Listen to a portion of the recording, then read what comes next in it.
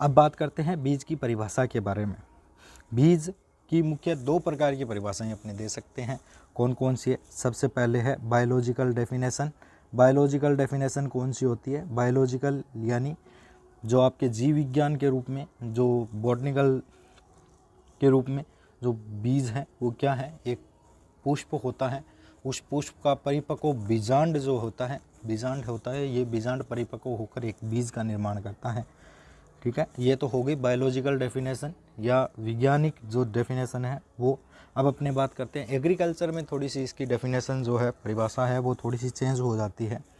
Agriculture में इसकी परिभाषा इस प्रकार से कह सकते हैं अपने कि पौधे का वह भाग जो अपने मात्र पौधे जैसे ही दूसरे पौधे का विकास करने की क्षमता रखता हो। यानी पौधे का कोई भी भाग, चाहे कौन सा भी भाग हो, चाहे वो कोई वानस्पतिक भाग हो, चाहे वो बीज हो, कौन सा भी भाग जो पौधे का अपने जैसे ही दूसरे पौधे का विकास करने की क्षमता रखता हो, वो क्या कहलाता है? वो बीज कहलाता है। बीज की एग्रीकल्चर की भाषा में यही डेफिनेशन है, पौधे का वह भाग जो अपने मात्र पौधे जैसे ही दूसरे पौधे का विकास करने की क्षमता रखता हो, बीज कहलाता है। क्योंकि एग्रीकल्चर में बच्चों आप जानते हैं कि डेफिनेशन थोड़ी सी चेंज हो जाती है। अगर दूसरी डेफिनेशन के बारे में बात करें, जैसे बायोलॉजिकल डेफिनेशन एक परिपक्व बीजांड है, लेकिन एग्रीकल्चर में जैसे गन्ना है, आलू है, इनकी बुआई है वो नॉर्मली बीजों के द्वारा नहीं की जाती।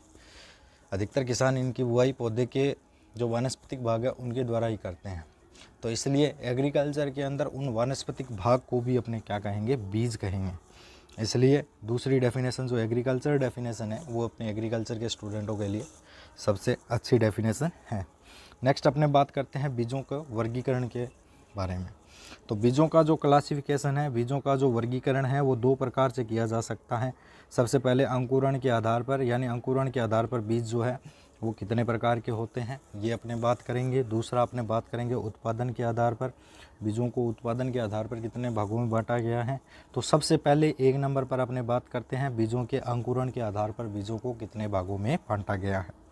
तो चलो सबसे पहले विस्तृत विवरण प्राप्त करते हैं इनका, और सबसे पहले अपने बात करते हैं बीजों के अंकुरण के आधार पर बीजों को कितने भागों में बांटा गया है।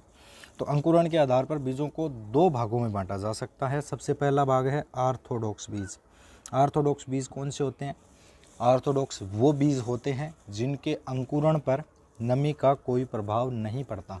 यानी उन बीजों को जब अपने बोते हैं तो बोते समय उन बीजों के अंकुरण पर नमी का किसी भी प्रकार का कोई प्रभाव नहीं पड़ता है। यानी अगर नमी कम भी है तो भी उनका अंकुरण हो जाएगा, नमी अगर अधिक है तो भी उनका अंकुरण हो जाएगा। अंकुरण हो जाएगा, बाद में आगे जो वृद्धि है उस पर नमी का प्रभाव जरूर पड़ता है, लेकिन अंकुरण के ऊपर नमी का प्रभाव नहीं पड़ता है। और इसका सबसे अच्छा उदाहरण है सस्य फसलें। सस्य फसलें कौन सी होती है? सस्य फसलें वे फसलें जो एग्रोनॉमिकल क्रॉप है, जैसे आपके गेहूं है, बाजरा है, जो चना, ये सारी के सारी सस्य विज्ञानी फसलें जो है वो अपनी पहली क्लास में बात कर चुके हैं। तो वो सारी की सारी सस्य फसलों में कौन से प्रकार का बीज होता है? ऑर्थोडॉक्स बीज। यानी उनके उन फसलों के बीजों के अंकुरण के ऊपर नमी का कोई प्रभाव नहीं पड़ता है। बीज का दूसरा प्रकार है रिकल्सन बीज। रिकल्सन बीज कौन से होते हैं? वे बीज जिनके अंकुरण पर नमी का प्रभाव पड़ता है। यानी उनका अंकुरण होगा, नहीं होगा, कम होगा, अधिक होगा, इस बात पर नमी का स्पष्ट प्रभाव पड़ता है और ऐसे बीज कहलाते हैं रिकल्सन बीज। और रिकल्सन बीज के उदाहरण के बारे में बात करें तो उद्यानिकी जितनी भी फसलें हैं, जो हॉर्टिकल्चर क्रॉप है, वो सारी की सारी इसका सबसे अच्छा उदाहरण है। ठीक है, तो बीज कितने प्रकार का होता है अंकुरण के आधार पर? दो प्रकार का, एक ऑर्थोडॉक्स बीज और दूसरा है रिकल्सन बीज। तो ऑर्थोडॉक्स बीज और रिकल्सन बीज कौन सा है? ऑर्थोडॉक्स वो बीज जिनके अंकुरण पर नमी का कोई प्रभाव नहीं पड़ता, जैसे उदाहरण सस्य फसलें। रिकल्सन बीज कौन से? वो बीज जिनके अंकुरण पर नमी का प्रभाव पड़ता है, जैसे उद्यानिकी फसलें। चलो अपने नेक्स्ट अगला बात करते हैं। 2 नंबर है उत्पादन के आधार पर। 2 नंबर बीजों को किसके आधार पर बांटा गया है? उत्पादन के आधार पर। यानी बीजों का उत्पादन जो करते हैं, जैसे अपने अलग अलग प्रकार के बीज उत्पादित किए जाते हैं, तो उनके आधार पर अपने बात करते हैं। तो उत्पादन के आधार पर बीजों को 4 प्रमुख भागों में बांटा गया है। कितने भागों में बांटा गया है? 4 प्रमुख भागों में बीजों को बांटा गया है। तो उन चारों भागों के बारे में अपने बात करते हैं। सबसे पहला जो भाग है उत्पादन के आधार पर जो बीज को बांटा गया है वो है मूल केंद्रक बीज, या जिसको न्यूक्लियस सीड कहा जाता है। देखो दोस्तों, न्यूक्लियस सीड जो होता है या मूल केंद्रक जो बीज होता है, ये बीज तैयार किया जाता है पादप प्रजनक के द्वारा। जैसे कोई पादप प्रजनक है, वो एग्रीकल्चर की विभिन्न फसल जैसे बाजरा है, बाजरे के ऊपर रिसर्च कर रहा है, तो रिसर्च के फलस्वरूप विभिन्न क्रॉस के द्वारा या सिलेक्शन के द्वारा या किसी के द्वारा भी, हाइब्रिडाइजेशन के द्वारा या किसी के द्वारा भी, वो अगर एक नई किस्म का निर्माण करता है, तो नई किस्म के निर्माण के लिए वो सबसे पहले एक बीज तैयार करता है, और उस पादप प्रजनक के द्वारा जो तैयार किया गया बीज है, वो बीज क्या कहलाता है? वही बीज कहलाता है मूल केंद्रक बीज, जो पादप प्रजनक द्वारा सबसे पहले तैयार किया जाता है। यानी मूल केंद्रक बीज केवल और केवल किसके द्वारा तैयार किया जाता है? पादप प्रजनक के द्वारा, और इसको तैयार करने का अधिकार भी पादप प्रजनक के पास ही होता है। और चूंकि ये बीज किसी को भेजा नहीं जाता है, इसलिए इस बीज पर किसी भी प्रकार का कोई टैग नहीं लगा होता है, यानी ये बीज टैग रहित होता है। इस बीज का प्रयोग आगे विभिन्न प्रकार के इसका जो गुणन करके नए बीज तैयार करने में किया जाता है, आगे दूसरे बीज तैयार करने में इसका प्रयोग किया जाता है। तो इसलिए इसको भेजने की किसी को आवश्यकता नहीं होती, इसलिए इस पर किसी भी प्रकार का कोई टैग नहीं होता। इस बीज पर आनुवंशिक शुद्धता जो होती है इस बीज की, वो 100% होती है। भौतिक शुद्धता भी इस बीज की 100% होती है, यानी आनुवंशिक शुद्धता व भौतिक शुद्धता कितनी होती है? इस बीज की 100% होती है। तो उत्पादन के आधार पर मैंने आपको बताया बीजों को मुख्यतः 4 भागों में बांटा गया है। एक भाग और है जिसके बारे में अपने बाद में बात करेंगे। तो मूल केंद्रक बीज पहला है, जिसका उत्पादन किसके द्वारा किया जाता है? पादप प्रजनक के द्वारा किया जाता है। कौन सा टैग लगा होता है? किसी भी प्रकार का कोई टैग नहीं लगा होता है। इसकी आनुवंशिक शुद्धता 100% होती है। इसकी भौतिक शुद्धता भी कितनी होती है? 100% ही होती है। तो ये था पहले प्रकार का बीज, जिसको बोलते हैं मूल केंद्रक बीज। अब अपनी बात करते हैं दूसरे प्रकार के बीज का। दूसरे प्रकार का बीज है प्रजनक बीज, या जिसको ब्रीडर सीड के नाम से जाना जाता है। ब्रीडर सीड का उत्पादन, देखो, प्रजनक बीज का उत्पादन होता है न्यूक्लियस बीज से, यानी न्यूक्लियस बीज का गुणन करके जो बीज तैयार किया जाता है वो बीज होता है प्रजनक बीज या ब्रीडर सीड। ब्रीडर सीड एक पादप प्रजनक द्वारा भी तैयार किया जा सकता है, किसी कृषि अनुसंधान केंद्र यानी एग्रीकल्चर रिसर्च स्टेशन के द्वारा भी तैयार किया जा सकता है, कृषि विश्वविद्यालय यानी एग्रीकल्चर यूनिवर्सिटी द्वारा भी तैयार किया जा सकता है। वो अगर पादप प्रजनक अगर चाहता है तभी ये संभव होता है। तो ये इनके द्वारा जो है वो बीज तैयार किया जा सकता है, प्रजनक बीज। और प्रजनक बीज को चूंकि जैसे कोई पादप प्रजनक है वो अगर तैयार करेगा तो वो यूनिवर्सिटी को या किसी ARS को इनको अगर भेजेगा, या कोई KV के कृषि विज्ञान केंद्र भी हो सकता है, जिसको अगर वो बीज भेजेगा तो भेजने के लिए विभिन्न थैलों का प्रयोग करेगा, और उन थैलों पर एक विशिष्ट टैग लगाना अति आवश्यक हो जाता है, ताकि ये पता चल सके कि वो बीज कौन से प्रकार का है।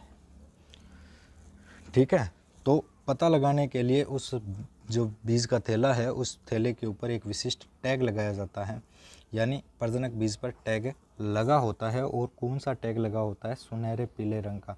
ये क्वेश्चन कई बार पूछा जा चुका है, ध्यान रखना दोस्तों कि प्रजनक बीज को ऊपर कौन से रंग का टैग लगा होता है? तो प्रजनक बीज के ऊपर लगा होता है सुनहरे पीले रंग का। ये जो नीचे आप टैग देख रहे हैं ये टैग प्रजनक बीज का टैग है, ध्यान से देख लेना। तमिलनाडु यूनिवर्सिटी में प्रजनक बीज तैयार किया गया है, उसी TNU का ये एक टैग है जो आपको यहाँ पर दिखवाया जा रहा है। इस बीज की भी आनुवंशिक व भौतिक शुद्धता कितनी होती है? 100% होती है। तो इसमें से 2 क्वेश्चन बनते हैं। प्रजनक बीज में से मेजर जो मुख्य क्वेश्चन बनते हैं वो 2 है। ये तो प्रजनक बीज का उत्पादन किसके द्वारा किया जाता है? प्रजनक बीज का उत्पादन किया जाता है पादप प्रजनक द्वारा, कृषि अनुसंधान केंद्र द्वारा या कृषि विश्वविद्यालय द्वारा, KV के कृषि विज्ञान केंद्र द्वारा। और किससे किया जाता है? प्रजनक बीज का उत्पादन किया जाता है मूल केंद्रक बीज से या केंद्रक बीज से, न्यूक्लियस सीड से।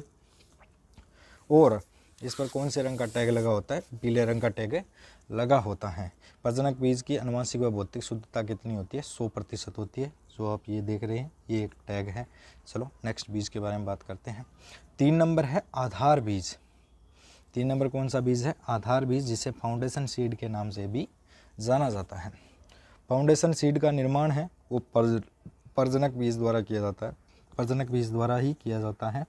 जो फाउंडेशन या आधार बीज है उसका निर्माण, और इसका जो उत्पादन है वो कृषि विज्ञान केंद्र, कृषि विश्वविद्यालय, बीज निर्माण कंपनी है, एग्रीकल्चर यूनिवर्सिटी है, इसके द्वारा आधार बीज का उत्पादन किया जाता है। यानी प्रजनक बीज एग्रीकल्चर यूनिवर्सिटी के पास आएगा या कृषि विज्ञान केंद्र के पास आएगा, या प्राइवेट बीज निर्माण वाली कोई कंपनी है जैसे माइको वगैरह है, सिजेंटा है, या कोई और अंकुर वगैरह, ये जो कंपनी है श्रीराम है, इन कंपनियों के पास ये बीज आएगा।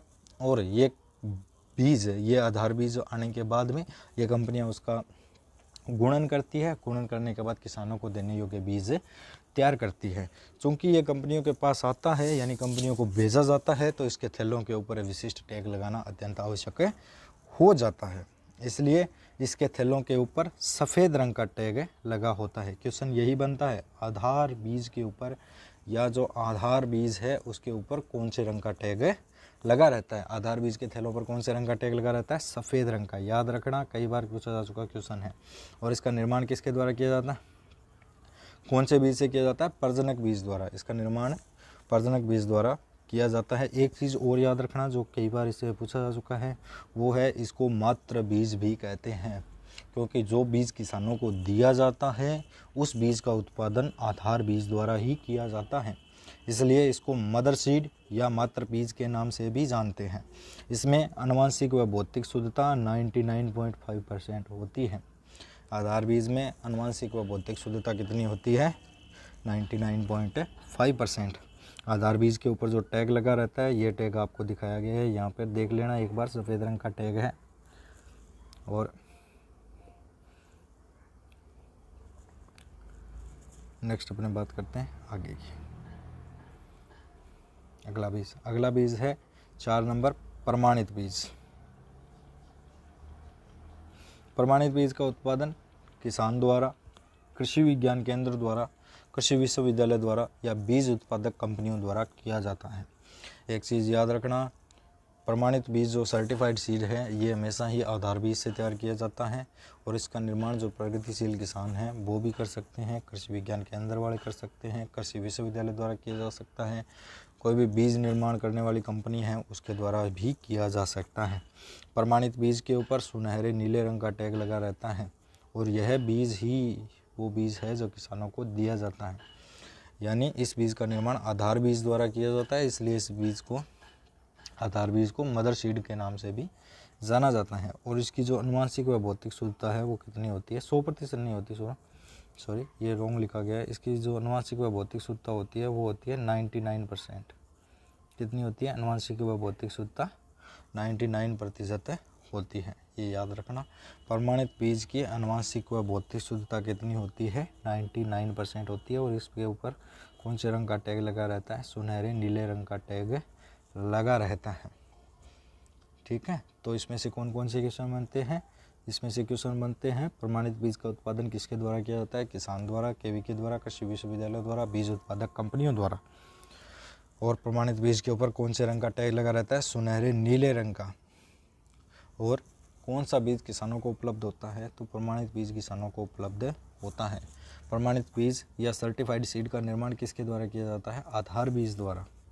और इसकी आनुवंशिक व भौतिक शुद्धता कितनी होती है? तो इसकी आनुवंशिक व भौतिक शुद्धता होती है 99%।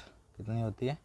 99%। ये याद रखना, 100% नहीं है, थोड़ा सा इस चीज़ का ध्यान रखना, मिस प्रिंटिंग हो रखी है, ये 100% नहीं है। इसकी आनुवंशिक व भौतिक शुद्धता 99% होती है। चलो ठीक है, नेक्स्ट बीज के बारे में बात करते हैं।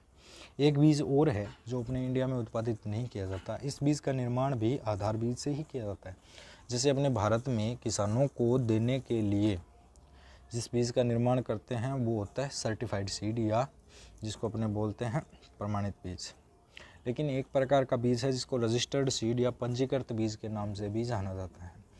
यह बीज भारत में उत्पादित नहीं किया जाता, किसानों को नहीं दिया जाता, परंतु विदेशों में यानी कुछ देशों के अंदर क्या है कि पंजीकृत बीज को आधार बीज से तैयार करके किसानों को दिया जाता है, और इसका उत्पादन भारत में नहीं होता है।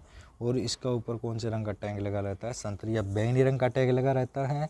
ये इतना ज़्यादा इंपॉर्टेंट नहीं है, लेकिन कई बार इसमें से क्वेश्चन पूछ लिया जाता है, इसलिए पढ़ना ज़रूरी है। पंजीकृत बीज पर कौन से रंग का टैग लगा रहता है, संतरी या बैंगनी रंग का, और इसका निर्माण कौन से बीज द्वारा होता है, आधार बीज द्वारा होता है। चलो, तो ये बीज के कुल कितने प्रकार थे, कुल अपन ने 5 प्रकार पढ़े। कौन कौन से प्रकार पढ़े थे बीजों के, सबसे पहले अपने बीजों के प्रकार पढ़ा था। पहला बीज होता है न्यूक्लियस सीड, जो सबसे मूल बीज है, जिसका निर्माण पादप प्रजनक द्वारा किया जाता है, जिस पर किसी भी प्रकार का कोई टैग नहीं लगा होता है। दूसरा पढ़ा था अपने प्रजनक बीज या ब्रीडर सीड, जिस बीज का निर्माण न्यूक्लियस बीज द्वारा किया जाता है, और इसका निर्माण पादप प्रजनक एग्रीकल्चर यूनिवर्सिटी कृषि विज्ञान केंद्र आदि के द्वारा, एग्रीकल्चर रिसर्च स्टेशन है, इसके द्वारा किया जाता है। और चूंकि इसको इधर उधर भेजना होता है, इसलिए इस पर सुनहरे पीले रंग का टैग लगा रहता है। उसके बाद में 3 नंबर पढ़ा था अपन ने आधार बीज। आधार बीज का निर्माण प्रजनक या ब्रीडर सीड द्वारा किया जाता है, और आधार बीज के ऊपर सफ़ेद रंग का टैग लगा रहता है। इस बीज से पंजीकृत और प्रमाणित बीज का निर्माण होता है, इसलिए इसको मदर सीड या मात्र बीज के नाम से भी जाना जाता है, और इस पर सफ़ेद रंग का टैग लगा रहता है। चौथा आपने पढ़ा था जो सर्टिफाइड सीड है, वो जिसको प्रमाणित बीज के नाम से भी जाना जाता है, और प्रमाणित बीज का निर्माण भारत में नहीं किया जाता है, विदेशों में किसानों को देने के लिए किया जाता है। प्रमाणित बीज का निर्माण अपने भारत में किया जाता है, और भारत में किसानों को प्रमाणित बीज ही उपलब्ध करवाया जाता है, और इसके ऊपर सुनहरे नीले रंग का टैग लगा रहता है। 5वां है पंजीकृत बीज। पंजीकृत बीज का निर्माण भारत में नहीं किया जाता है, विदेशों में यह बीज किसानों को उपलब्ध करवाया जाता है, जिस पर संतरी या बैंगनी रंग का टैग लगा रहता है, और इसका निर्माण कौन से बीज द्वारा होता है, आधार बीज के द्वारा किया जाता है। नेक्स्ट अपनी बात करते हैं आगे। अब अगला जो टॉपिक है अपना, वो है उत्तम बीज के गुण। ये सबसे इम्पोर्टेंट टॉपिक है इसका, इसमें सारी चीज़ें क्लियर होगी, जितनी भी अपने आगे अपने पढ़ने वाले हैं वो कंप्लीट सारी चीज़ें इसके अंदर क्लियर होगी। तो इसके अंदर कुछ पॉइंट बना के लिखे हैं मैंने, तो उन पॉइंटों के बारे में अपने विस्तार से चर्चा करेंगे, तो कंप्लीट बीज अपने समझ में आ जाएगा। इसमें से कुछ पॉइंट ऐसे हैं जिनके बारे में पूर्ण विस्तार से अपने अभी चर्चा नहीं करेंगे, थोड़ी चर्चा करेंगे, लेकिन पूर्ण विस्तार से चर्चा करने के लिए उसकी एक अलग से क्लास है बनाई जाएगी। तो सबसे पहले उत्तम बीज के गुण के बारे में बात करते हैं। तो सबसे पहला गुण है उत्तम बीज का आनुवंशिक शुद्धता। तो सबसे पहले अपने को जानना ज़रूरी है कि आनुवंशिक शुद्धता होती क्या है। बीजों की आनुवंशिक शुद्धता होती है एक किस्म में, जैसे गेहूं की एक किस्म है राज 3077 ले लेते हैं, राज 3077 है, और एक है राज 1482। अब क्या होता है कि किसी कारणवश मान लो एक राज 3077 बोई गई है, किस्म बोई गई है, और उस किस्म के अंदर 8-10 पौधे राज 1482 के हैं। ठीक है, अब अपन ने फसल काटने के बाद निकाल ली। अब दाने निकलने के बाद पता नहीं चल रहा अपने को कि कौन सा दाना 1482 का है और कौन सा दाना 3077 का है। तो वो इसमें एक प्रकार की अशुद्धि आ गई। तो वो अशुद्धि कौन सी है, आनुवंशिक अशुद्धि, यानी जिनको अपने पकड़ नहीं पा रहे हैं वो अशुद्धि कौन सी है, आनुवंशिक अशुद्धि। यानी एक किस्म में दूसरी किस्म का बीज या एक फसल में दूसरी फसल का बीज क्या कहलाते हैं, आनुवंशिक अशुद्धता कहलाती है। और एक अच्छे उत्तम बीज के अंदर दूसरी किस्म के बीज या दूसरी फसल के बीज 0.1% से अधिक नहीं होने चाहिए। कितने नहीं होने चाहिए, ये क्वेश्चन कई बार पूछा जा चुका है। थोड़ा सा ध्यान रखना कि एक उत्तम बीज में आनुवंशिक शुद्धता 99.9% होनी आवश्यक है, यानी उसमें 0.1% से अधिक जो है वो दूसरी फसल या दूसरी किस्म के बीज नहीं होने चाहिए। और दूसरे अपने बात करते हैं भौतिक शुद्धता के बारे में। दूसरा उत्तम बीज का गुण है भौतिक शुद्धता। देखो, भौतिक शुद्धता वो भौतिक चीज़ें जैसे कंकर पत्थर है, जिसको कृष्ण पदार्थ के नाम से भी जानते हैं, वो सारी भौतिक चीज़ें हैं या भौतिक मैटर है जो बीज के अंदर पाया जाता है। और उस भौतिक मैटर के बारे में अगर बात करें तो वो जो भौतिक चीज़ है, जैसे आपके कंकर पत्थर है, कोई और चीज़ है, ठीक है, तो वो सारी बीजों के अंदर नहीं होनी चाहिए। ठीक है, और वो सारी अगर है तो उसको अपने बोलते हैं भौतिक अशुद्धि। तो एक उत्तम बीज के अंदर कंकर पत्थर आदि जो भी कृष्ट पदार्थ है, जो भी भौतिक अशुद्धियाँ हैं, वो 1% से अधिक नहीं होनी चाहिए। ये चीज़ याद रखना। क्वेश्चन आता है कि एक उत्तम बीज में अधिकतम भौतिक अशुद्धियाँ कितने प्रतिशत हो सकती है, तो कितने प्रतिशत हो सकती है? अधिकतम 1%। 1% से अधिक नहीं होनी चाहिए। तीसरे गुण के बारे में बात करते हैं। तीसरा गुण है खरपतवारों के बीज। एक जो उत्तम बीज है उसके अंदर खरपतवारों के बीज नहीं होने चाहिए। अगर है तो वो 0.5% से अधिक बीज नहीं होने चाहिए, इससे कम ही होने चाहिए। यानी पहली बात तो बिल्कुल भी नहीं होनी चाहिए एक उत्तम बीज में खरपतवारों के बीज, लेकिन अगर खरपतवारों के बीज थोड़े बहुत है तो वो 0.5% से अधिक नहीं होने चाहिए। चौथा प्रमुख गुण है परीक्षण भार या टेस्ट वेट। देखो ये क्या होता है, इसके बारे में अपने थोड़ा सा जानना ज़रूरी है। क्या करते हैं, जब कोई परीक्षण किया जाता है, फसल के अंदर किसी भी प्रकार का कोई टेस्ट किया जाता है, जैसे मान लो अंकुरण प्रतिशत ज्ञात करना हो, शुद्धता प्रतिशत ज्ञात करना हो, या किसी भी प्रकार का कोई परीक्षण अगर किया जा रहा है तो उसके लिए सीड सैंपल लेना आवश्यक होता है। और सीड सैंपल लिया जाता है दानों को काउंट करके, गिन के, रैंडमली भी लिया जाता है और दानों को काउंट करके भी लिया जाता है। तो रैंडमली या काउंट करके लेने के लिए जो बड़े बीज हैं उनका तो लिया जाता है सीड इंडेक्स, जिसके बारे में अपने आगे बातें करने वाले हैं। और जो छोटे बीज है उनको ज़्यादा ले सकते हैं अपने, तो उनका लिया जाता है परीक्षण भार। ठीक है। और दूसरा, प्रत्येक फसल का जो परीक्षण भार है वो निश्चित है, यानी उससे अगर कम परीक्षण भार आता है, जैसे फॉर एग्जांपल इसमें दिया गया है गेहूं का परीक्षण भार है 40, यानी गेहूं का परीक्षण भार कितना होता है? 40 ग्राम।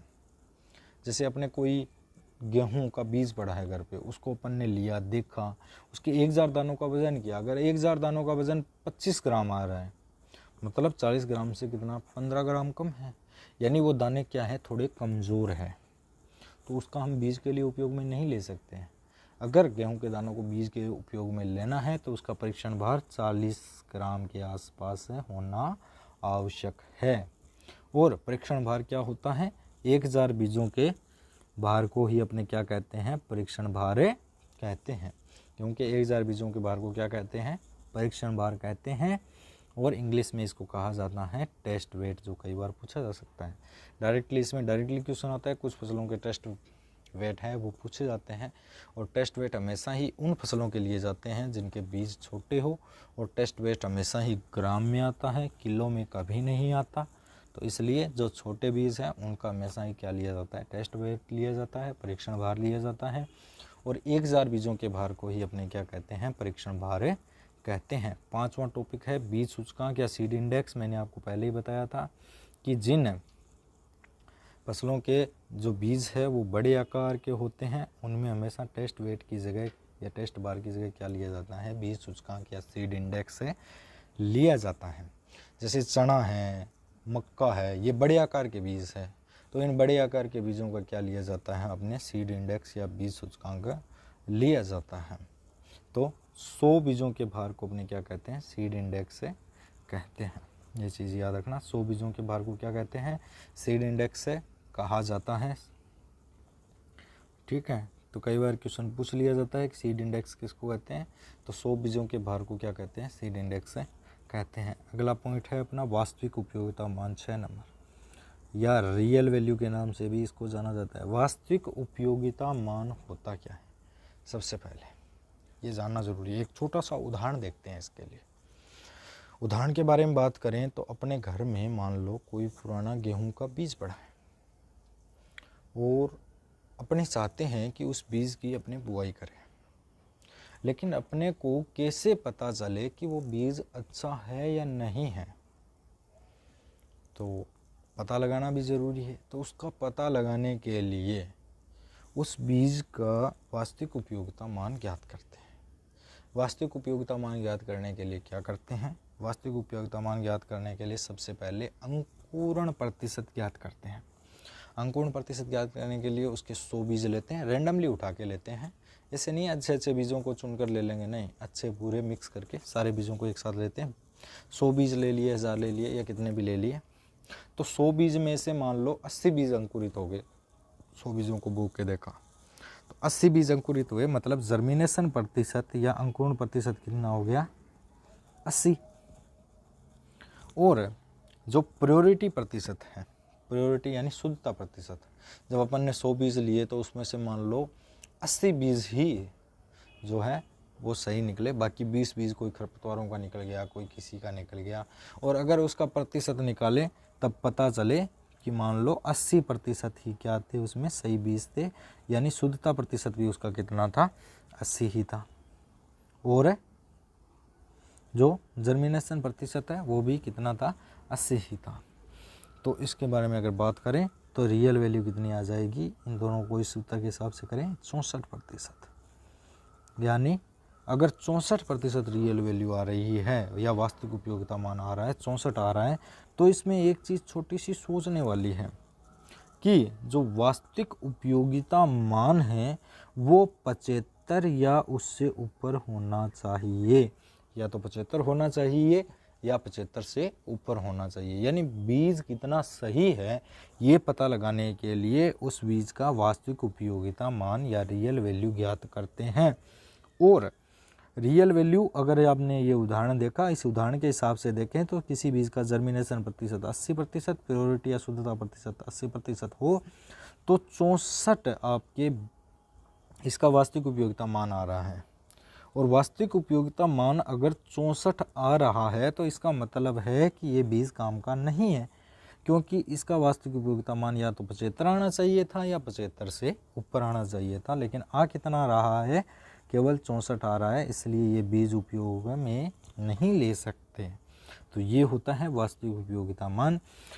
कई क्वेश्चन जेट के अंदर ऐसे भी आए हैं जिसमें रियल वैल्यू या वास्तविक उपयोगिता मान का सूत्र भी पूछा गया है, लेकिन इसमें 2 क्वेश्चन बन सकते हैं। एक तो ये भी पूछ सकते हैं कि एक उत्तम बीज का वास्तविक उपयोगिता मान न्यूनतम कितना होना चाहिए, तो 75 होना चाहिए या 75% होना चाहिए। और दूसरा जो रियल वैल्यू है उसका सूत्र पूछा जा सकता है, वास्तविक उपयोगिता मान का सूत्र पूछा जा सकता है। तो वास्तविक उपयोगिता मान का सूत्र क्या होता है, जर्मिनेशन प्रतिशत इंटू प्योरिटी प्रतिशत बट्टे 100। ये याद रखना, कई बार पूछा जा चुका है। चलो 7वें पॉइंट के बारे में बात करते हैं। 7वां पॉइंट है अंकुरण प्रतिशत, या जिसको अपने बोलते हैं जर्मिनेशन प्रतिशत। इतनी देर अपन ने बात की थी। जर्मिनेशन प्रतिशत क्या होता है कि जितने बीज अपन ने लगाए, मान लो 100 बीज अपन ने किसी फसल के लगाए, 100 में से 80 बीज अंकुरित हो गए, ठीक है। तो एक सूत्र के माध्यम से उसका अंकुरण प्रतिशत निकाला जाता है, यानी 80 बीज अंकुरित हुए थे, ठीक है, और कुल बीज लगाए थे अपन ने 100। तो इस हिसाब से देखें तो इसका कुल अंकुरण प्रतिशत कितना हो गया, 80%। सूत्र के हिसाब से अंकुरण प्रतिशत कितना हो गया, 80%। यानी किसी भी फसल का अंकुरण प्रतिशत उस बीज के उत्तम होने या नहीं होने के बारे में बताता है, ठीक है। तो और वैज्ञानिकों द्वारा, अपने कृषि वैज्ञानिकों के द्वारा जो कोई फसल है उसका निश्चित अंकुरण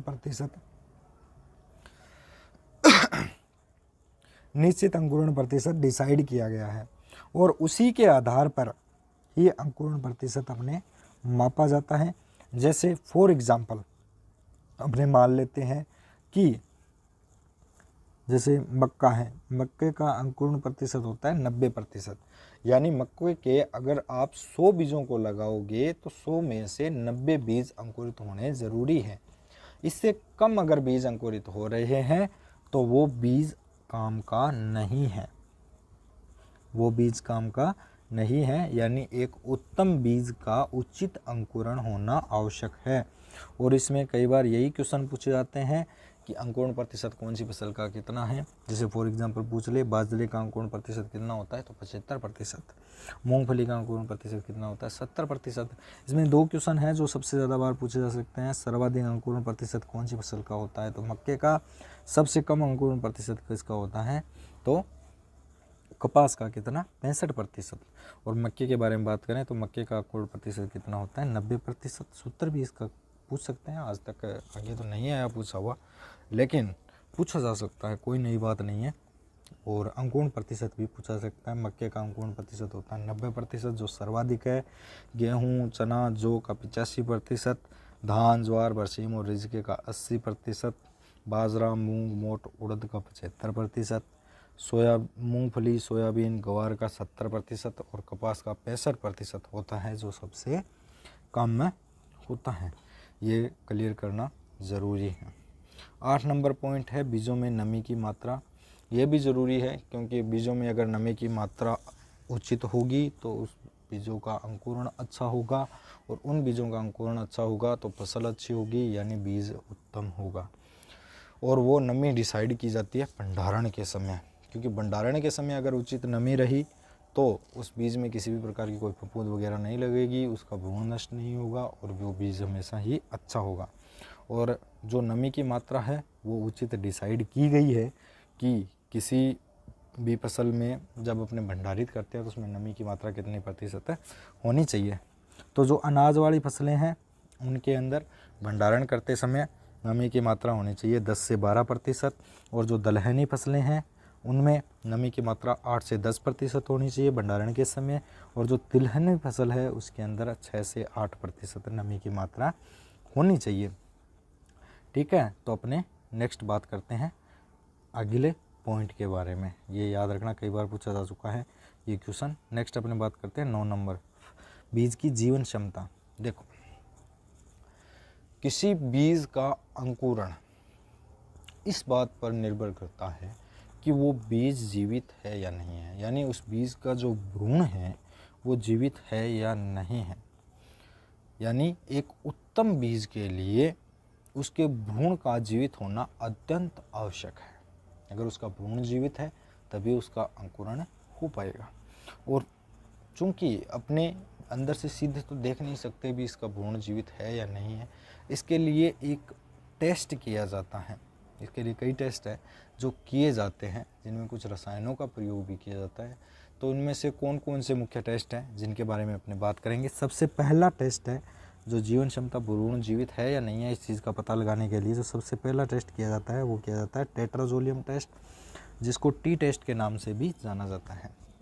इस टी टेस्ट के अंदर जो रसायन काम में लिया जाता है उस रसायन का नाम है 2,3,5 ट्राईफिनाइल टेट्राजोलियम क्लोराइड। ये एक रसायन है। कौन सा रसायन है, ध्यान से दोबारा देख लेना। 2,3,5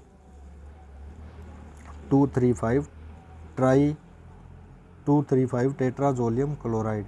कौन सा रसायन है, 2,3,5 ट्राईफिनाइल टेट्राजोलियम क्लोराइड। ये एक रसायन है जिसका प्रयोग मुख्यतः टी टेस्ट के लिए किया जाता है। क्या किया जाता है, इस रसायन का 1% का घोल तैयार किया जाता है, और उस घोल के अंदर जब बीजों को डालते हैं तो कुछ टाइम रखने के बाद जो बीज जीवित है उनके भ्रूण का रंग लाल या गुलाबी रंग का हो जाता है, और जिन बीजों पर कोई प्रभाव नहीं पड़ता है वो बीज, उन बीजों के भ्रूण मरते होते हैं। इसका एक सिंपल सा और टेस्ट है जो अपने नॉर्मली घरों के अंदर देखते हैं। ये बेसिक मेरी सोच है। अपने क्या करते हैं कि चने बनाने के लिए जो छोले भटूरे वगैरह बनाते हैं तो चने बनाते हैं। चने बनाने से पहले चनों को भिगोया जाता है। तो जब अपने चनों को भिगोते हैं तो कुछ चने तो फूल जाते हैं, जल ग्रहण करके बड़े हो जाते हैं, और कुछ चने ऐसे होते हैं जो वैसे के वैसे ही पड़े रहते हैं, जिनको अपने अलग करना पड़ता है बनाने से पहले। तो जो चने वैसे के वैसे ही पड़े रहते हैं, जो चने, उन चनों का भ्रूण जो है मर्त हो चुका होता है। यानी जल ग्रहण कौन से चने करेंगे, वही चने करेंगे या वही बीज करेंगे जिनका भ्रूण जीवित हो, जिनका भ्रूण मर्त नहीं हो। तो पहला टेस्ट किया जाता है टेट्राजोलियम टेस्ट या टी टेस्ट, जिनके बारे में पूछा जा सकता है। टी टेस्ट में प्रयुक्त रसायन कौन सा है? 2,3,5 ट्राइफिनाइल टेट्राजोलियम क्लोराइड। और टी टेस्ट से उपचारित करने पर भ्रूण का रंग कैसा हो जाता है? लाल या गुलाबी रंग हो जाता है, अगर भ्रूण जीवित हो तो। दूसरा टेस्ट है इंडिगो कार्मिन टेस्ट। इसमें केवल नाम पूछा जा सकता है, इंडिगो कार्मिन नामक रसायन का ही प्रयोग किया जाता है। तीसरा है गोर्डेक्स टेस्ट, जिसमें गोर्डेक्स नामक रसायन का ही प्रयोग किया जाता है। एक है पोटेशियम परमैंगनेट यानी KMnO4 टेस्ट, इसमें पोटेशियम परमैंगनेट का ही प्रयोग किया जाता है। ये जो लास्ट वाले जो टेस्ट लिखे हैं ये केवल इसलिए आपको बताने के लिए लिखे हैं क्योंकि इनका केवल और केवल नाम जो है वो जेट ICR आदि के अंदर पूछा जा सकता है कि निम्न में से जैसे गोर्डेक्स टेस्ट है वो किस काम में आता है? तो बीजों की जीवन क्षमता ज्ञात करने में काम में आता है। या निम्न में से कौन सा टेस्ट है जो बीजों की जीवन क्षमता ज्ञात करने में काम में आता है? तो ये पूछा जा सकता है। इसके बारे में अपने विस्तार से पढ़ लिया। तो 10 नंबर मुख्य पॉइंट है बीजों की सुसुप्त अवस्था। ये एक बहुत इंपॉर्टेंट टॉपिक है, कई बार पूछा जा चुका है, तो इस टॉपिक के बारे में अपने कंप्लीट बात करते हैं। बीजों की सुसुप्त अवस्था के बारे में अगर बात करें तो देखो, कई बार क्या होता है कि अपने बीज भूमि के अंदर डाल देते हैं और बीज डालने के बाद भी उनका अंकुरण नहीं हो पाता, अच्छे से जो बीजों का अंकुरण है वो नहीं हो पाता। ठीक है, अंकुरण नहीं हो पाता, बीजों को उचित भूमि में डालने के बाद भी उनका अंकुरण जो है वो नहीं हो पाता। और अंकुरण नहीं होने का सबसे बड़ा कारण क्या होता है? वो अपने को खुद को भी पता नहीं चल पाता कि ऐसा कौन सा कारण है जिसके कारण बीज का अंकुरण जो है वो नहीं हो पा रहा है। अपने सारी चीज़ें सूटेबल है, खाद पूरी दे रहे हैं, जल पूरा, नमी पूरी दी जा रही है, उर्वरक पूरे हैं, सारी जो परिस्थितियां हैं वो अनुकूल है। परिस्थितियां अनुकूल होने के बावजूद भी बीज का अंकुरण अगर नहीं होता है तो उस बीज को सुसुप्त का बीज कहते हैं। सुसुप्त यानी सोया हुआ, नींद में, सुसुप्त बीज कहते हैं। और वो जो अवस्था होती है बीज की, उस अवस्था को कहते हैं सुसुप्त अवस्था। कौन सी अवस्था कहते हैं? उस अवस्था को सुसुप्त अवस्था कहा जाता है। और इस सुसुप्त अवस्था को दूर करने के लिए कुछ कार्य किए जाते हैं, और वो कार्य कौन से हैं जो अपने सुसुप्त अवस्था दूर करने के लिए किए जाते हैं? तो इसमें सबसे पहला कार्य है कम तापमान उपचार। ये इसमें क्या होता है कि बीजों को थोड़े से कम टेम्परेचर के ऊपर, यानी न्यूनतम टेम्परेचर जैसे 2 से 8 डिग्री सेंटीग्रेड तापमान है, इस 2 से 8 डिग्री सेंटीग्रेड तापमान पर बीजों को कुछ देर के लिए रखा जाता है, जिससे उनकी सुसुप्त अवस्था टूट जाती है और उनका अंकुरण हो जाता है। और ये जो कम तापमान उपचार है ये किसके द्वारा दिया गया था? यादुराज के नामक एक वैज्ञानिक था जिनके द्वारा दिया गया था। और ये कई बार पूछा जा चुका है, पूछा भी जा सकता है, गर्म ये अपने कम तापमान उपचार है वो किसके द्वारा दिया गया? तो यादुराज के द्वारा दिया गया था। उसके बारे में नेक्स्ट अपने बात करते हैं। दूसरा जो सुसुप्त अवस्था दूर करने का उपाय है वो कौन सा है? वो उपाय है खुरचना। खुरच के भी अपने सुसुप्त अवस्था को दूर किया जा सकता है। देखो, घरों में आपने देखा होगा कपास बोते हैं या आपके धनिया बोते हैं, मुख्यतः कई जगह ऐसी है जहाँ पर कपास नहीं बोया जाती, तो उनको भी मैं अगर बता दूं कि अगर कपास जब बोते हैं तो बोने से पहले, आजकल तो खैर उपचारित किए हुए बीज ही आते हैं, परंतु पहले क्या होते थे, जो घर पे बीज निकलवाते थे कपास के, तो उन बीजों को बोने से पहले राख के साथ रगड़ा जाता था। तो राख के साथ रगड़ने से क्या होता है कि जो रोए होते हैं बीज के ऊपर छोटे छोटे, वो भी दूर हट जाते हैं, तथा बीज का जो कठोर आवरण होता है वो आवरण भी कुछ थोड़ा बहुत ब्रेक यानी टूट जाता है, कुछ ब्रेक हो जाता है, ढीला हो जाता है, जिससे बीज का अंकुरण हो जाता है। यानी जो सुसुप्त अवस्था बीज के कठोर आवरण के कारण उत्पन्न होती है उसको खुरच के दूर किया जा सकता है, या जिसको अपने बोलते हैं स्केरिफिकेशन द्वारा दूर किया जा सकता है। ये अपनाया जाता है धनिया और मुख्यतः कपास के अंदर। धनिया में भी बोने से पहले धनिया को हाथों के बीच में रगड़ कर तोड़ा जाता है तो उसके कठोर आवरण को, ताकि उसका अंकुरण हो सके। तीसरा सुसुप्त अवस्था दूर करने का उपाय है रसायनों द्वारा। तो कौन कौन से रसायन हैं जिनका उपयोग मुख्यतः प्रयोग किया जाता है?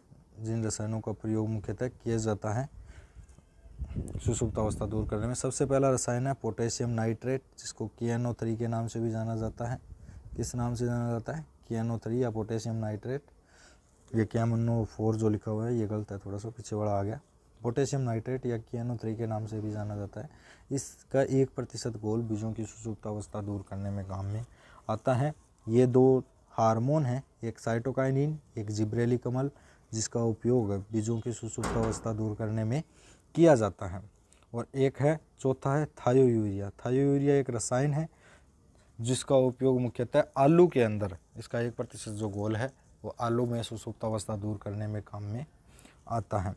एक चीज़ याद रखना, बीच में थोड़ा सा अलग क्वेश्चन है जो कई बार पूछा जा चुका है।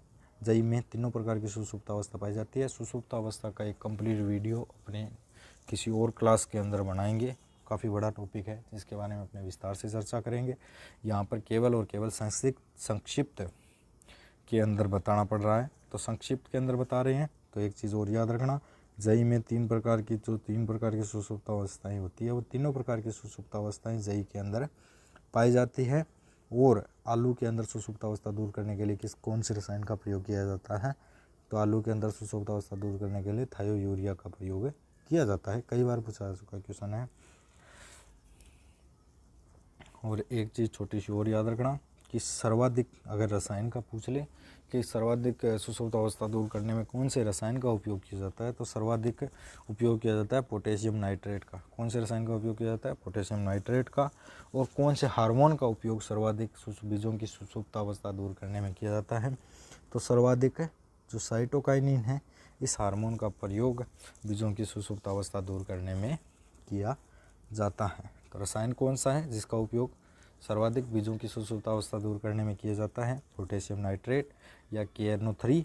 और हार्मोन कौन सा है जिसका उपयोग बीजों की सुसुप्त अवस्था दूर करने में सर्वाधिक किया जाता है?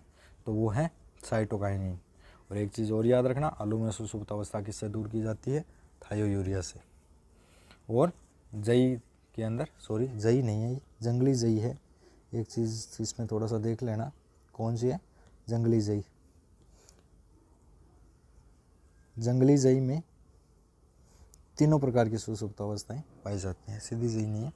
जो जंगली जई होती है उसमें तीनों प्रकार की सुसुप्त अवस्थाएं पाई जाती है। चलो नेक्स्ट अपने बात करते हैं बीज उपचार। अगला पॉइंट है बीज उपचार। ये यहाँ पर जिब्रेलिक अम्ल नहीं है, साइटोकाइनिन है, ये याद रखना। कौन सा हार्मोन है? साइटोकाइनिन। ठीक है। और नेक्स्ट अपने बात करते हैं अगले टॉपिक के बारे में। 11 नंबर है बीज उपचार। देखो, बीज उपचार करने का एक क्रम होता है। अगर बीजों के बारे में बात हो रही है तो बीज उपचार के बारे में बात करना ज़रूरी है। बीजों को बुआई से पहले बीजों को कुछ रसायनों द्वारा उपचारित किया जाता है, जिनका मूल उद्देश्य होता है बीजों को विभिन्न बीज द्वारा उत्पन्न होते हैं उन रोगों से बचाना, कुछ कीटों से बचाना जो बीजों को खा के नष्ट करते हैं, प्लस बीजों का अंकुरण अच्छा करने के लिए, बीजों का अंकुरण बढ़ाने के लिए और आगे फसल अच्छी करने के लिए कुछ रसायनों या कुछ जो कल्चर है, सूक्ष्म जीव कल्चर, उनके द्वारा बीजों को उपचारित किया जाता है। तो उन बीजों को उपचारित करने का एक क्रम होता है। वो क्रम कौन कौन सा है? यानी सबसे पहले अगर बीजों को अगर आपको तीनों चीज़ों से उपचारित करना है, यानी किसी कीटनाशी से भी उपचारित करना है, किसी फफूंदनाशी से भी उपचारित करना है, कोई कल्चर जैसे राइजोबियम कल्चर है, इससे बीजों को उपचारित करना है, तो इसका एक निश्चित क्रम है जिसके द्वारा बीजों को उपचारित किया जाता है। और उस क्रम के बारे में बात करें तो बीज को अगर उपचारित करना है तो सबसे पहले उपचारित करेंगे फंगीसाइड यानी फफूंदनाशी से। बीज को सबसे पहले उपचारित किससे करते हैं? फफूंदनाशी से। फफूंदनाशी के बाद अपने फफूंदनाशी से उपचारित किया, थोड़ी देर सुखा लिया, सूखने के बाद अपने उपचारित करेंगे कीटनाशी के द्वारा, और कीटनाशी के बाद उपचारित करेंगे राइजोबियम कल्चर के द्वारा। ये क्रम इसलिए रखा जाता है क्योंकि अगर आपने पहले इंसेक्टिसाइड से उपचारित कर दिया, बाद में फंगीसाइड से उपचारित किया, तो जो इंसेक्टिसाइड है वो तो अपना प्रभाव दिखा लेगा, लेकिन जो फंगीसाइड है वो अपना पूर्ण प्रभाव नहीं दिखा पाएगा।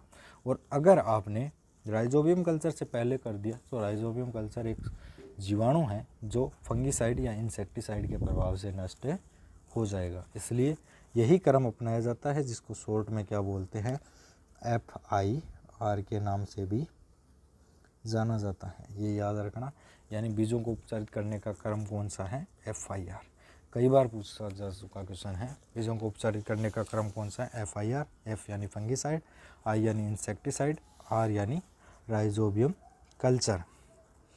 नेक्स्ट अपने बात करते हैं, एक छोटा सा इसमें अदर टॉपिक और है कि कुछ फफूंद जनित रोग है और उन रोगों से बचने के लिए, फसल के अंदर उन रोगों से बचने के लिए जो बीजोपचार करते हैं तो कुछ रसायनों का जो उपयोग है वो किया जाता है। तो वो रसायन कौन कौन से है, जैसे रोड़ी रोग है, मान लो रोड़ी को रस्ट भी कहते हैं, रस्ट के उपचार के लिए, बाद में फसल के अंदर रस्ट ना हो, इसके लिए क्या करते हैं, बीटावेक्स का प्रयोग बीजोपचार में किया जाता है। तो कई बार पूछा जा चुका क्वेश्चन है ये, रोड़ी रोग के लिए किसका प्रयोग बीजोपचार में किया जाता है, तो बीटावेक्स का, जिसको ऑक्सीकार्बोक्सिन के नाम से भी जाना जाता है। किस नाम से जाना जाता है, ऑक्सीकार्बोक्सिन। और दूसरा है कंडवा या स्मट जिसको बोलते हैं, स्मट के उपचार के लिए प्लांटवेक्स से या प्लांटावेक्स से बीजोपचार करते हैं, जिसको कार्बोक्सिन नाम से भी जाना जाता है। तीसरा है मर्दुरोमिल असिता या जिसको बोलते हैं डाउनी मिल्ड्यू, मक्के वगैरह में लगते हैं, तो ये डाउनी मिल्ड्यू है, इसके उपचार के लिए रिडोमिल या मेटलैक्सिल जिसको बोलते हैं, मेटलैक्सिल, इसका प्रयोग बीजोपचार में किया जाता है। चौथा है छाछिया या जिसको पाउडरी मिल्ड्यू बोलते हैं, इसके लिए केराथेन या सल्फर द्वारा बीजोपचार किया जाता है। ऐसा ज़रूरी नहीं है कि केवल बीजोपचार ही करते हैं, इन रसायनों का उपयोग खड़ी फसल में भी किया जा सकता है।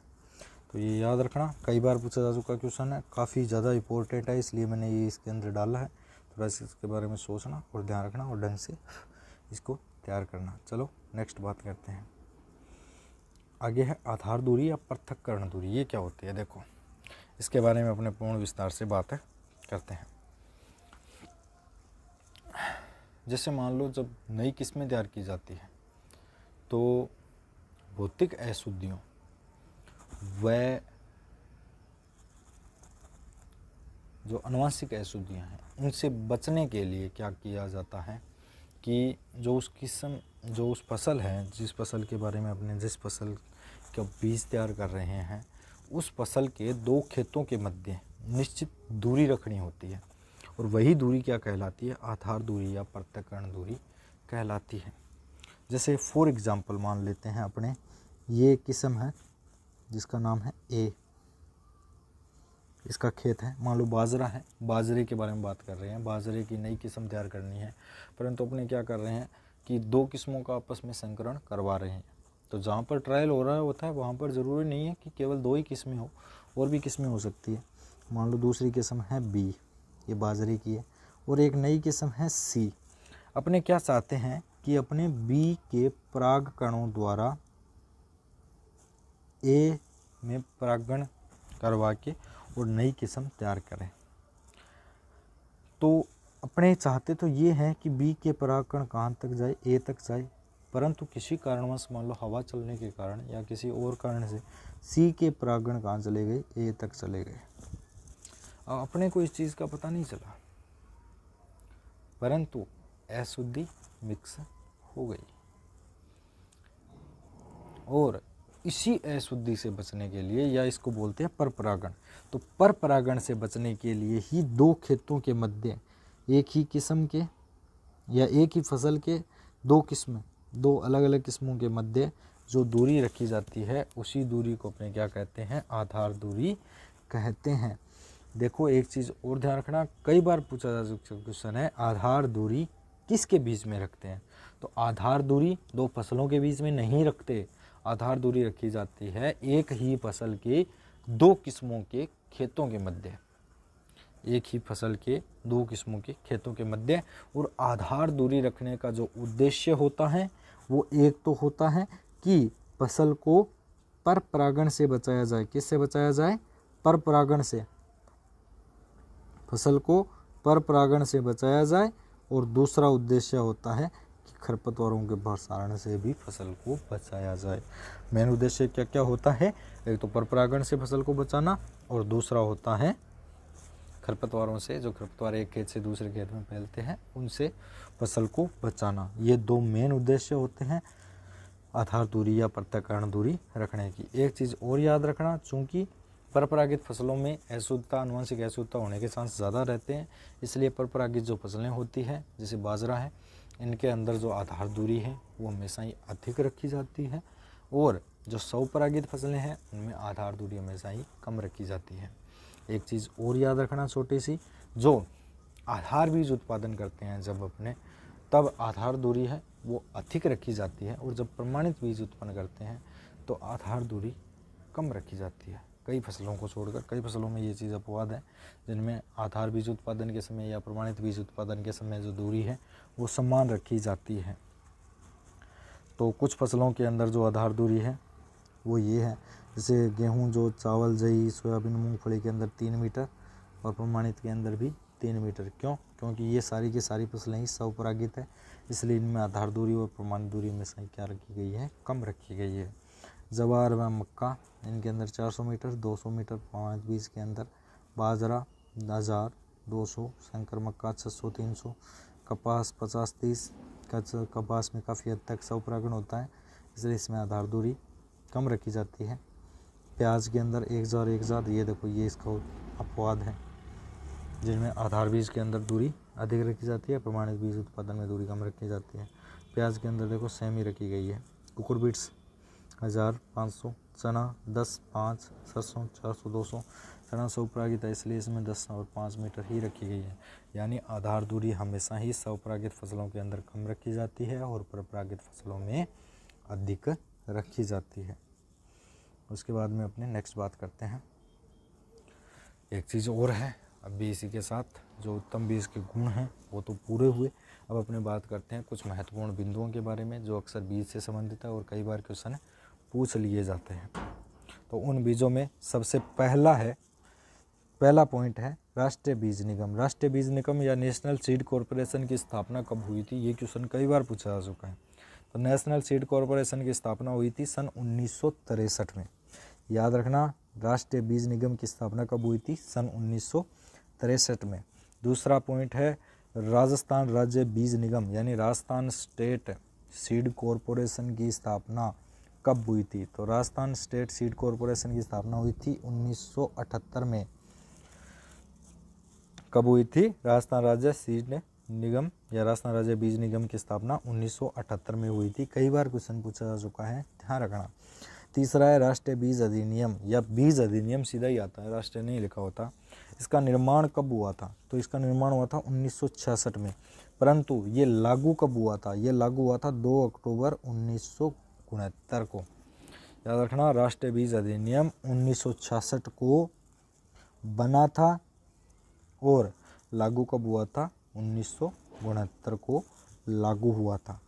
और चौथा पॉइंट है कृषि से संबंधित उत्पादों पर एक मार्क कौन से रंग का होता है? एक मार्क ये कैसा चिन्ह है? ये ऐसा चिन्ह है जो कौन से रंग का होता है? ये ऐसा कुछ होता है, देखा होगा कई जगह पर। ये कौन से रंग का होता है? एक मार्क बना हुआ, ये हरे रंग का एक मार्क होता है। जो एग्रीकल्चर से संबंधित उत्पाद, जो मांसाहारी उत्पाद है उनके ऊपर एक मार्क लाल रंग का होता है, परंतु जो कृषि से संबंधित उत्पाद है उनके ऊपर एक मार्क कौन से रंग का होता है? हरे रंग का होता है। 5 नंबर पॉइंट है कृषि खाद्य उत्पादों को प्रमाणित करने हेतु खाद्य सुरक्षा अधिनियम कब बनाया गया था? तो खाद्य सुरक्षा अधिनियम बनाया गया था 1955 में, या पारित हुआ था? कब पारित हुआ था? 1955 के अंदर पारित हुआ था। ठीक है, कृषि खाद्य उत्पादों को प्रमाणित करने हेतु खाद्य सुरक्षा अधिनियम कब पारित हुआ था? सन 1955 में पारित हुआ था। छठा पॉइंट है मुख्य फसल में किसी दूसरी फसल या दूसरी किस्म के पौधे रोग्य पौधे कहलाते हैं। एक चीज़ याद रखना, जैसे मान लो चावल के अंदर या धान के अंदर, ये अपने गेहूँ के अंदर कोई चने का पौधा है, तो चने के पौधे का वहाँ पर कोई काम नहीं है, तो चने का पौधा वहाँ पर क्या है? रोग्य पौधा है। या एक किस्म के अंदर दूसरी किस्म का पौधा है तो वो क्या कहलाता है? रोग्य पौधा कहलाता है। और उन अतिरिक्त पौधों को निकालना, जो फालतू काम के पौधे हैं जैसे चने का पौधा है गेहूँ के अंदर, उन अतिरिक्त पौधों को निकालना क्या कहलाता है? रोगिंग कहलाता है। ये क्वेश्चन कई बार पूछा जा चुका है कि एक फसल में से दूसरी फसल के पौधे को निकालना क्या कहलाता है? रोगिंग कहलाता है। उसके बाद 7 नंबर पॉइंट है, बीजों में अनुवांशिक शुद्धता ज्ञात करने के लिए ग्रो आउट टेस्ट किया जाता है। कई बार पूछा जा चुका क्वेश्चन है, बीजों में अनुवांशिक शुद्धता ज्ञात करने के लिए कौन सा टेस्ट किया जाता है? Grow out test. और एक चीज़ और याद रखना, बीजों के अंदर जो भौतिक अशुद्धियाँ होती हैं उनको क्या कहा जाता है? उनको डोकेज कहा जाता है। बीजों की भौतिक अशुद्धियों को क्या कहा जाता है? डोकेज कहा जाता है। और इसी के साथ आज अपना टॉपिक जो बीज है वो पूरा हुआ। उम्मीद करता हूँ आपके अच्छे से समझ में आया होगा। अगर कोई चीज़ इसमें समझ में नहीं आई है तो आप कमेंट के माध्यम से, बाय मैसेज के माध्यम से, मेल के माध्यम से आप पूछ सकते हैं। और अगर आपको पसंद आया तो नेक्स्ट किसी भी क्लास, आगे लगातार क्लासें लेने के लिए चैनल को लाइक करें, सब्सक्राइब करें, वीडियो को लाइक करें, वीडियो को शेयर करें, ताकि ज़्यादा से ज़्यादा स्टूडेंट इसका फ़ायदा उठा सकें। पढ़ाने का थोड़ा सा नया तरीका ढूंढा है और उम्मीद करता हूँ आपको पसंद आएगा। धन्यवाद।